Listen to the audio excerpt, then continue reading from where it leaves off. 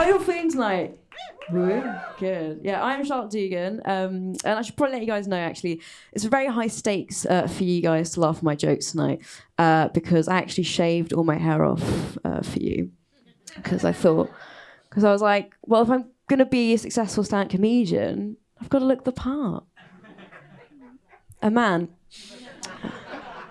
No. I actually got this haircut to look gayer. Tick. Unfortunately, though, I have ended up also looking more homophobic. Which is annoying. But I've been trying to pick up my vibe. I think my vibe was went set for me when I was really young, right? Because I went to a Catholic primary school. And during Catholic primary school, the headmistress in sort of whole school assemblies would choose people to play characters in the Bible. And she looked at me and she said, "You're going to play the devil." Twice. But to be fair, maybe she was right, because I was doing some pretty weird devilish things when I was like 5 years old. I really distinctly remember, right? I was outside a pub and I started charging people entry to my granddad's wake. That would be really dumb. My granddad's wake. So that was pretty not good. But the reason why I went to Catholic primary school is because my mum is Catholic, which is kind of funny now because I'm gay. My sister's gay. And now my mum no longer believes in God. But no, it was weird being raised Catholic and also being gay. It kind of caused me to do some kind of slightly terrible, horrific things, right? There was this one time where I kissed a man. We were in a club and I was like, I'm going to take this man home for some reason. But unfortunately, home was University Hall, so I had to like sign him in. And there was this really, really beautiful moment where both me and the security guard found out this guy's name at the same time. It was really special. And we made it up to my room and I was like, I need to pop to the toilet for a second. And whilst I was in the toilet, I remembered something really, really important. So I went back into the room and I was like, I'm so sorry. You are going to have to leave because I'm gay. And to be fair, he did, but I'm kind of like, what does he think happened in that toilet?